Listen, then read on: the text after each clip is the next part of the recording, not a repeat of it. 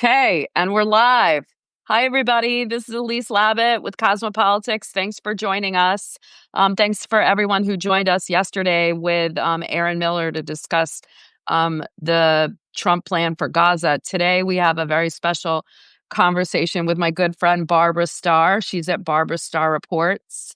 And if you know anything about Barbara, she's a legendary military affairs and Pentagon correspondent. We were together at CNN, but she before that was at ABC and was it Jane's? Yeah. Jane's. So there's nobody better to discuss the shall we say unprecedented meeting about what happened yesterday at Quantico. Barbara, thanks for joining us again. Thanks for having me. I mean, let's just kick it off, right? You've covered the Pentagon for decades through multiple administrations. What struck you most about the Quantico gathering? We'll get into what was said, but kind of the atmospherics of it to start. Well, we've seen Hegseth enough times speak publicly, and he generally repeats his same half dozen or so message points. But in front of these generals, in front of this type of audience, I acknowledge I was surprised that he went the mean road. He said some very nasty personal attacks on some retired generals.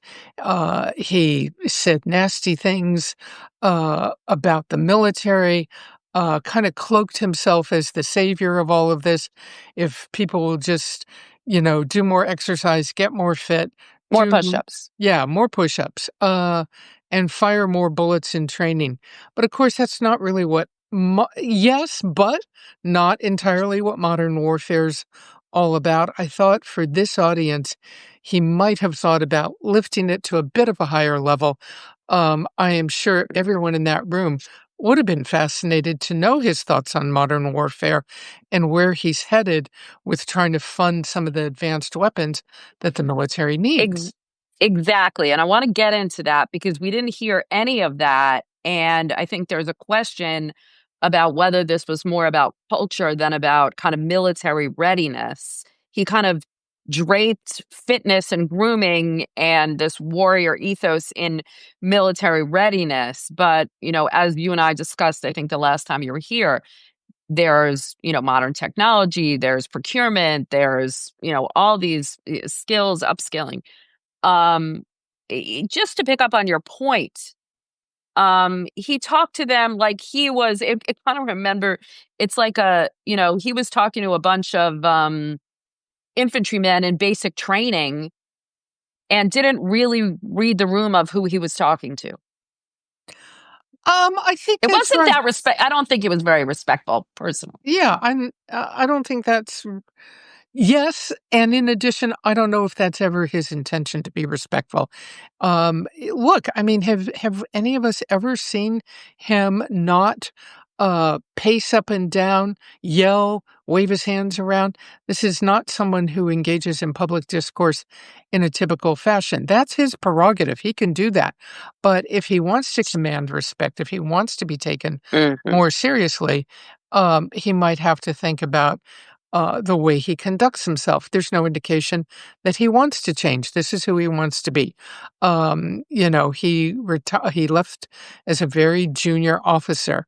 So for him also to talk to these folks, about any concept of combat, they have certainly, all of them, seen a good deal more.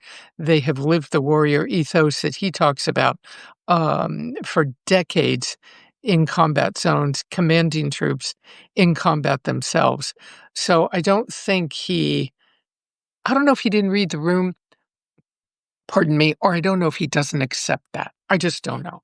It's interesting because one of commanding officer that wasn't in the room, by the way, but that I know, kind of said that the approach was, quote, the exact demeanor of a captain who was never selected for intermediate level education, focused on, he was focusing on, the physical fitness and shooting, when the real questions are about pilots, cyber experts, satellite operators. He's so focused on cultures that the actual military readiness, training, maintenance, the technological edge was getting sidelined. And so he was speaking from a very kind of basic set of experience that he was never, he was a captain, but he was never really the kind of commanding officer that it teaches you about what being a real military leader is all about.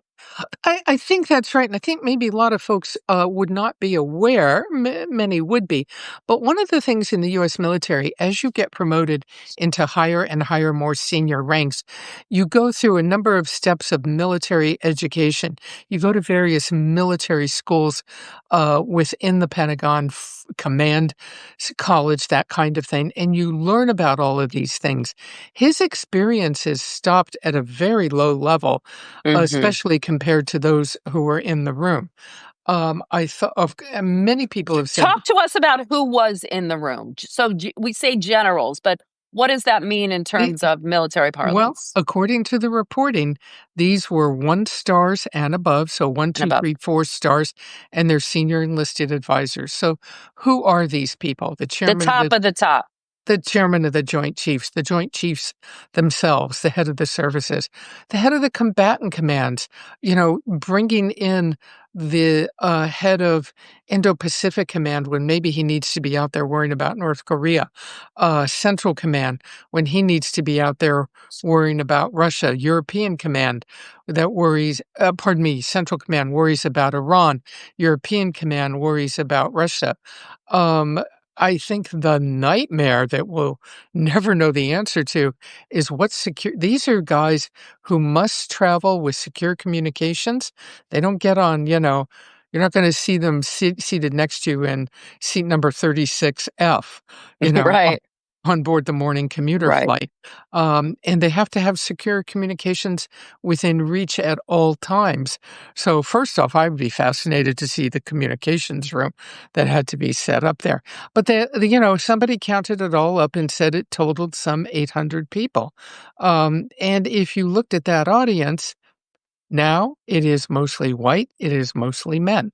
That's just the way it is under Hegseth's Pentagon.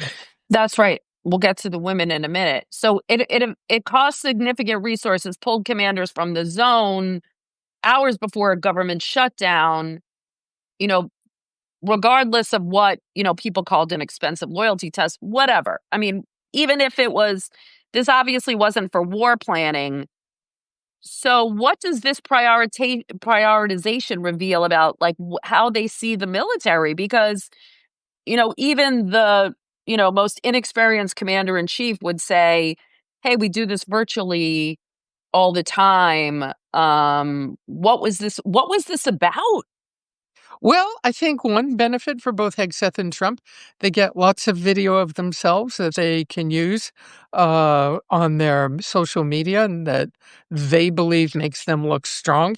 I think what people probably need to pay a lot of attention to is what the president had to say. I think what he is doing is making it abundantly clear. Everybody should take it very seriously that he plans to use the military as a tool inside this country to move against people on the streets. A training ground, he said, for He and in American cities for a, the military. a training ground, illegal, uh, to fight the enemy within. Hmm. Who is the enemy? Where is the enemy? Democrats. Right. Yeah, I suppose. Or, immigrants, really. If you're talking law enforcement and immigration activities, not the U.S. military, not their job. Um, and And what so, does he mean by using it as a training ground for lethal war fighting overseas? So what, if you follow the line of thinking, open up on American cities so that you know how to do it overseas. right. Well, first of all, uh, is the U.S. going to be preparing for a ground war somewhere overseas? The president says he doesn't want to get involved in Right. Russia, not get involved in the Middle East again. And modern warfare these days, I would suggest a ground war may be the war of last resort. But if you're talking about the US going into combat, you're talking about space-based operations, intelligence gathering, AI, high tech, and we didn't hear very much, if anything, about all of that yesterday. Hegseth talked about, and I'm paraphrasing here, basically, that the US military is trained to break things and kill people. Yes, it was um, kill people and break things. That's what he said the military is trained to do, and that's all he wants them to do. Um, Well, you know, that's just downright foolish. right. The strength of the United States military is to reach a hand out around the world and help because they are ready. They are ready to conduct combat operations if ordered and when necessary and if legally ordered by the president. There's no question about that. But there's so much more they can offer to keep from having combat erupt. I mean, that's really the idea here is to be ready for combat, but to do everything you can as a military force to avoid combat, to If you're push it just off. right, right. If you're just joining us, I'm Elise Labott with Cosmopolitics. I'm joined by my friend and veteran military affairs and Pentagon journalist Barbara Starr. She's at Barbara Starr Reports. If you have questions, put them in the chat. And, we have a lot of people talking about the cost here. But, as you said, I feel like he was very focused on what he called, getting rid of the woke culture, like, fat generals, standards of women versus men. And we can talk about that in a minute. I mean, we go back to his narrow lens of experience. What you would expect is that we're talking about leading a global military dealing with cyber warfare. And if you look at some of the notes that came out of it, we don't want to get too much in the weeds, but it's like reducing training on cybersecurity, nuclear deterrence, complex, military alliances. Like, again, there was so much focus on the culture aspects, the way a military looks. It reminded me a little bit of like North Korea or China. Like they're all in unison looking with their no beardos and they're thin and they're svelte. Um, I hope he but can the find today's enough I hope he can find enough high school graduates in this country that are able to meet that standard. That would be terrific if there were young people that were so physically fit. But I think but most not people military readiness. It's like it's more about like, can you fly a plane? Can you land it on an aircraft carrier? Like, what about the skills that the military needs today? There was nothing about that. very little about it. I guess the point I was going to make is people who study the military tell you that sadly, there's a great percentage of young people today who are not physically fit enough to be able to meet the standard to join the U.S. military. So that's one challenge that you have. But he mentioned the Marine Corps motto, "Everyone's a rifleman." You bet. Even an Air Force pilot needs to know how to shoot, but nobody really needs to focus on spending a fighter pilot spending time on how fast he can run. It's how well he can manage that plane and the complex weapon systems that he's responsible for. And these systems are getting more and more complex. Training is all important. Um, I was flabbergasted by what, you mentioned it a second ago, reducing cybersecurity training. Really? That must be a nice thing for the Chinese and the Russians to read about. Right? And read about it and publicize it. I thought that I was flabbergasted too that some of the training, basically, and I want to get into this because HR McMaster, former 4-star, was he a 3-star? I don't remember, but former national security advisor to President Trump in the first term, talks about this warrior ethos and what it is, right? And he kind of said, he was worried about getting like that previous administrations, mainly we're talking about Biden, but also maybe a little bit of Obama, kind of taking the military away from this war fighting. So, focus on climate, focus on, LGBT issues, cultural issues, that kind of thing. Um, that there was a concern, and I think it helped me realize, that there is a concern about walking away from, the main mission of the military, which is military readiness and being ready to fight a war if necessary.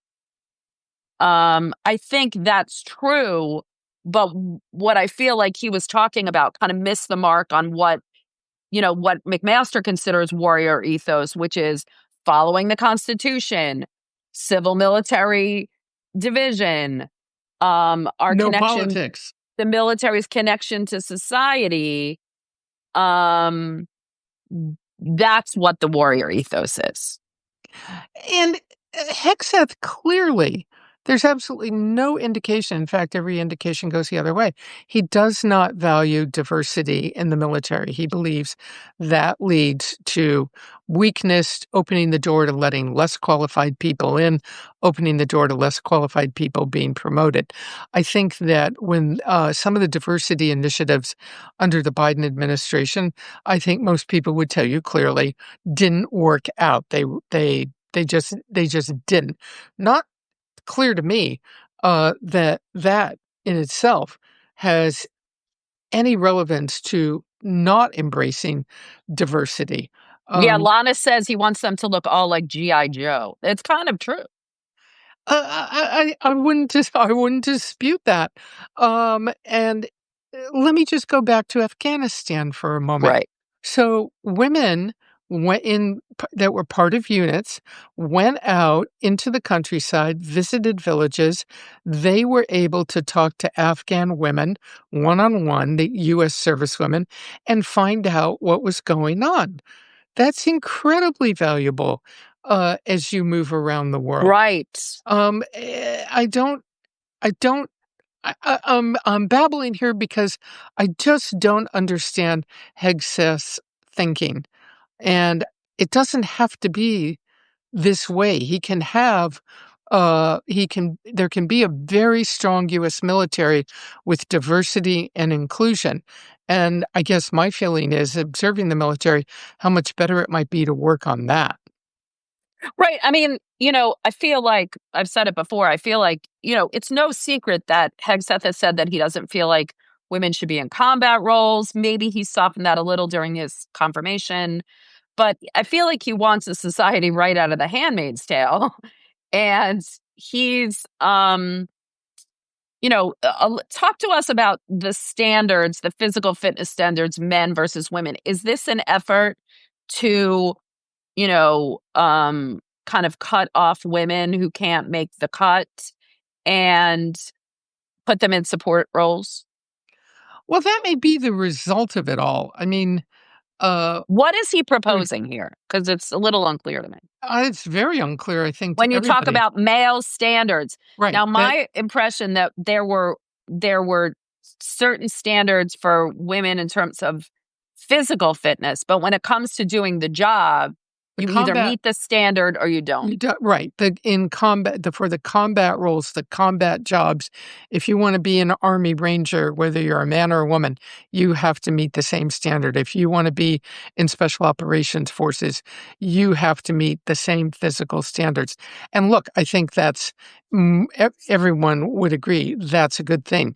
These are the people who go on the front lines, and you can't be out there and have someone unable, literally to carry their weight. So I think that's absolutely fine, but I think it's a culture issue. You hear so much from the secretary now. I think the question on the table is, will women even want to join? Will young women in their senior year in high school, when they look at their options, look, a certain number of them will want to join in to get the college benefits, and that's fantastic. Good for them. And they serve their country honorably. Good for them. But there may be young women out there who look at it and say, heck, I want to go into cybersecurity, and I'll find another way to get my education, and I'm not doing this. Hopefully that won't happen, but I think we have to recognize he may be opening the door to women being concerned about whether they can succeed in the military. Talk to me about this committee that he dismantled. That was advisory. There was an acronym for it, but there was an advisory committee Oh, on women. on women. Yeah. Um, this had existed for decades, and it was very well thought of, to the best of my knowledge, and was offering throughout the years recommendations and sort of a bit of a watchdog on the policies uh, impacting women in the military. Um, and let's remember also, along with this, it is not clear how much the secretary will in practice, I'm not saying he's against it, but will in practice have the military pursue allegations on sexual assault. Many of these are made anonymously, and yesterday he said he wanted to get away from anonymous accusations. So that's kind of another thing to watch. And I think a lot of what the secretary said were his big headline initiatives. Now we have to see how he begins to implement them. Yeah, I mean, President Trump yesterday. Look, I'll say it myself. You don't have to say it. It was a rambling speech, mentioning a defunct atomic energy commission, claiming he settled, 7 wars. But military. There was a lot of rambling there. Military officers are kind of trained to treat presidential words as policy. Talk to us about what happens when the policy is not clear, it's incoherent, sometimes against the Constitution. How are the military people that you're speaking to kind of thinking about what's going on in not just yesterday, but inside the Pentagon and the idea that the military is being seen as something different than they've been trained to Well, follow? I think all of this that you're mentioning falls squarely on the shoulders right now of the chairman of the Joint Chiefs, General Dan Kane. He is the principal military advisor to the president. Without Hegseth in tow, he should be able to walk into the Oval Office, sit down with the president, talk to him on the phone, or talk to him on the phone, and lay this all out. Um, General Kane, the chairman, should be the one that reminds the president of what's legal and what's not, what's a legal order, what's not a legal order, and that the president needs to only issue legal orders. I don't think the chairman doesn't want to get to the point where he even has to talk about illegal orders. We're not going to follow illegal orders. He doesn't want to have that conversation with the president. He wants to turn that around and have the president focus on the positive side. I will be issuing legal orders. And that means he's got to talk to the president about the parameters of what is permissible and what is not. And I think this role of General Kane right now is the most important one, and I think it's the one we know the least about. And given his experience, do we think that he is not qualified, but prepared to be able to have that conversation? Well, I don't know. Um, he hadn't had he hadn't worked in, the Pentagon in a number of jobs, moving up the ranks like many other chairmen in the recent past have done so. But he's a four-star. He should know how it goes. And he has a staff around him that can advise him.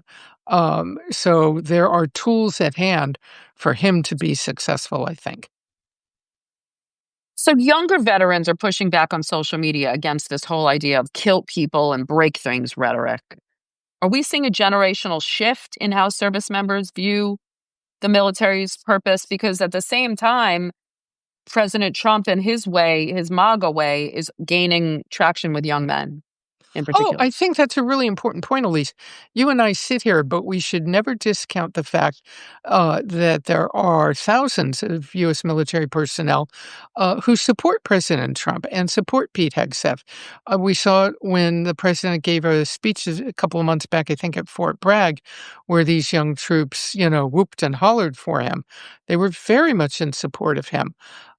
Whether they see what the result will be, I don't know. Do they really wanna go into US cities? I hope not. Um, but this is where military education is so important. This Mm. is where, the senior enlisted need to stand up and, talk to their troops about what they're being asked to do. But there are thousands that support the president. Well, yeah, it's interesting what you said. And, Hegseth's always looking for leaks and um the memo restricting press access requires reporters to get approval before releasing even unclassified information. So how unprecedented is this?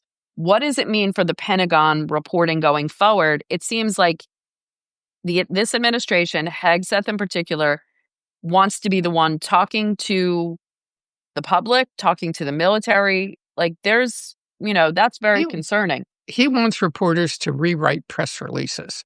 Mm. Well, that's not gonna happen. Um, I we're on the cusp right now. I think a number of news organizations are trying to find a way, to make the Pentagon maybe see the light on this or work around it. I don't see, news organizations rushing to sign, his security form. Your other option is to stay out as a reporter, stay out of the Pentagon, and talk to your sources anyhow, and are they gonna be able to determine where you got a piece of information? It's all so silly, and that's the word I have to use.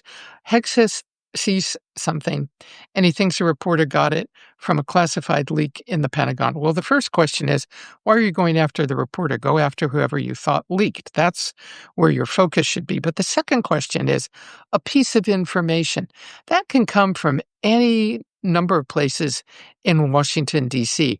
Reporters have sources on Capitol Hill, in the State Department, at the White House, in the intelligence community, and reporters talk to everybody. So, good luck, but maybe you need to focus on going after who you think is leaking. Yeah, and also it's even unclassified information. Well, that's right. Couple of That may yeah. not actually be legal. That's prior restraint, and that may get very much challenged in court and be proven not to be a legal matter. Barb, a couple of last questions as we finish up. Every These military admirals and generals sat in stone-faced silence throughout both speeches, both Hegseth Right. and President Trump. Is that typical military protocol or was something else happening? Because I have seen in the past members of the military being encouraged to cheer on the president or cheer on the Secretary of Defense. Like what's going through the minds of these generals and admirals right now? Well, on this level, they tend not to, because a lot of these matters are political and they cannot be involved in that. And I think most people recall during any Democrat or Republican State of the Union speech to Congress, you see the Hmm. Joint Chiefs sitting right there, like the Supreme Court, very stoic, almost sitting on their hands so they don't inadvertently clap. They just don't do that. And that made Trump clearly uncomfortable, but that's what he gets. Last question. You're in contact with your sources. What are you hearing from people inside the military community about this? Is it fear? Are people planning resigning? Quiet resistance? And what should Americans understand about the moment that they might be missing? And what kind of keeps you up at night about where this is headed? Well, I think the main thing that everyone is genuinely concerned about is any notion that the president has of using continued notion of using the U.S. military on the streets of the country. The language, the enemy within. military training grounds. This is not something the U.S. military can or should be doing, and they're going to have to. Somebody's going to have to talk to the president and get this out of his mind that he can even think about doing this. I think that's the number one very fundamental concern right now. Well, as we close, Barbara, as always, nobody better than you than to, break these issues down in a, kind of non-polemic, sober, thoughtful way. And, I think as we, kind of think about these issues, we also have so much appreciation for the men and women that are serving and are going through, a very challenging Absolutely. time right now. Absolutely. Absolutely. It's very much worth remembering. Overwhelmingly, these are young Americans who choose to serve, who make very little money doing it, who are in the midst right now today facing this government shutdown, and who may be called upon on a moment's notice to pack their gear and fly overseas to some contingency. It doesn't get more serious than that. So that's, I think, where the focus should be, uh, first, foremost, and always. Barbara Starr, you can find her at Barbara Starr Reports. Barbara, thank you so much. Good to see And you, Elise. good to see you. And we'll definitely look forward to doing it again. Okie dokie. Bye. Thanks, everybody. Thanks for joining us. Don't forget, on tomorrow, we have a Hot Takes Happy Hour with Danny Pletka. And look forward to seeing you next time. Thanks again. Bye bye.